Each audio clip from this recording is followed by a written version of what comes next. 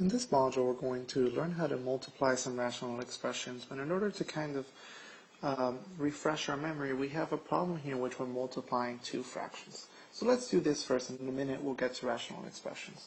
So when I'm multiplying fractions, one thing that I can do is I can go ahead and break up each fraction into the prime factors. So the prime factors of 28 are 2 times 2 times 7. I just went ahead and did a factor tree in my head. And the factors 14 are 2 and 7, and the factors of 15 are 3 and 5. And when you first learn how to multiply fractions, what your teacher probably taught you is that you can go ahead and cancel out the like factors in the top and the bottom. And that happens because the 3 on the top and the 3 on the bottom divide out to give me the number 1. So I can also cancel out these 2's over here because they divide out to give me 1, and I can cancel out the 7's over here. So now I'm going to look and see, okay, what factors are left? Well, on the top of my fraction, everything canceled out. I remember when they canceled out, it was just ones. So 1 times 1 times 1 is 1. So on the top, all there is a 1 left. And on the bottom, I have a factor of 2 times the factor of 5, which comes out to be a factor of 10. So that fraction reduces to 1 over 10. This next example is very similar, but now my factors aren't numbers, they're variables. But I'm going to think about it very much the same way. That x to the 5th, I'm going to break that up into x times x times x times x times x. I have 5 x's there. That y cubed z is going to be y times y times y times z. That takes care of my first fraction. Now my second fraction is a y times 4 z's multiplied. So z times z times z times z. And on the bottom I have an x times an x. And I'm going to play the very same game I just played in the last problem, which is to cancel out my like factors. So I have an x on the top here that can cross out with an x on the bottom. They divide to give me 1. I have another x that can cross out. I have a y that I can cross out. And I have a z that I can cross out. So now I'm going to identify the factors that are left over. And on the top, I have 3 x's multiplied by 3 z's. So that comes out to be x cubed z cubed, and on the bottom all I have left is 2 y's being multiplied, so that comes out to y squared. And that's my final answer. And so obviously you don't always have to break out the factors like I did in this example.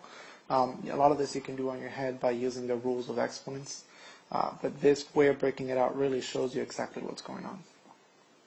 So those last two examples that we just looked at, you've already kind of done in the past. This is the first example that's really new. And the big difference here is that I now have these minus and plus signs. And these guys make a difference because what that means is that I'm no longer working with factors. I'm working with sums and differences. So I have to make them factors by using a process, which you all know by now is called factoring. So I'm going to go ahead and factor that top polynomial over there. I see a greatest common factor of 2x. So I'm going to factor out that 2x. And inside the parentheses, I'm going to write what's left over after I divide out that 2x. And actually, the greatest common factor is a 2x squared, not just a 2x.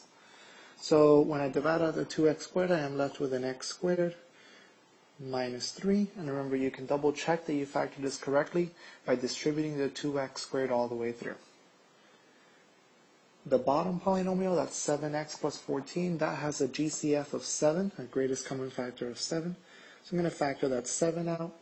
And what happens when I factor that 7 out is that, well, I'm going to divide the 7x by 7 and I get just x. Divide the 14 by 7 and I get a positive 2.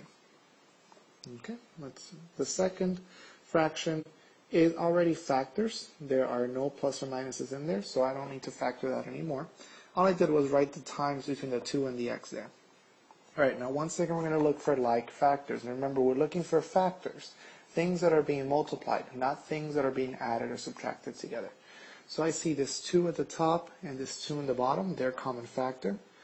I also see that there's a 7 here and a 7 here, they are also common factors. And I see that there are 2 x's up here with this x squared and 1x up here. So those 2 x's and the single x, this 1x will cancel out one of the x's up here, leaving me with just 1x up there. Let's go ahead and multiply everything we have left over now. We have identified all the common factors. So what we have is we have a single x up here because one of the x's squared canceled out with the bottom one. We also have an x squared minus 3. That is all one factor. And we have an x plus 2 on the bottom. And typically, if that x plus 2 is by itself, you don't have to write the parentheses. So I can just write the answer like this. One thing to notice here is that I am not canceling out those first x's there because that x in the bottom is not a factor. It's being added to 2. So it stays there. This next problem we're going to do very much in the same way we just did the last one. We're going to look at these sums or differences and factor them out. So let's start with that top one up there where I have a 3x squared plus 5x squared. I see that I have a greatest common factor of an x squared. So I'm going to factor that out. And when I factor out the x squared, I end up with a 3x squared plus 5. Okay. That bottom polynomial there, there's a few ways to factor that one. I'm going to list out the ways for you, but I'm not going to do it in one particular way. You could factor that bottom one using AC method or Colombian method. Okay. Some teachers use a slip and divide method. You could also heard of the square root method. So there's a few different ways that you can factor that bottom one. I'm just going to go ahead and give you the factored answer, which turns out to be 2x plus 3 times 3x plus 2. So again, you should know how to factor that. I'm just not going to show it because I don't want to confuse you by giving you a method that you've never used before. Okay. Now we're going to use that, we're going to factor that top one over there, 4x squared minus 9. That is a difference of squares, and it factors into 2x plus 3 times 2x minus 3. And if you don't remember difference of squares, this would be a good time for you to go back and practice difference of squares. That's a 3 there. It's just not coming out very clear. There we go. Okay, and then at the bottom we have an x cubed. And an x cubed is nothing more than an x times an x times an x, so that doesn't need to be factored anymore. Once again, let's go ahead and cancel any common factors. So I see a 2x plus 3 is in common with a 2x plus 3 up here, so those guys can cancel. And I also see that this x times x up here can cancel out with an x times x down here, leaving me with just a single x down there. Okay, so I'm looking and there's no other factors in common, so I can go ahead and write my final answer. I have that 3x squared plus 5, that was all together. So that's why I was not able to cancel any part of that factor. It was all together. Okay, I have another factor here that's all together. 2x minus 3 all over. I have an x that's all alone down here.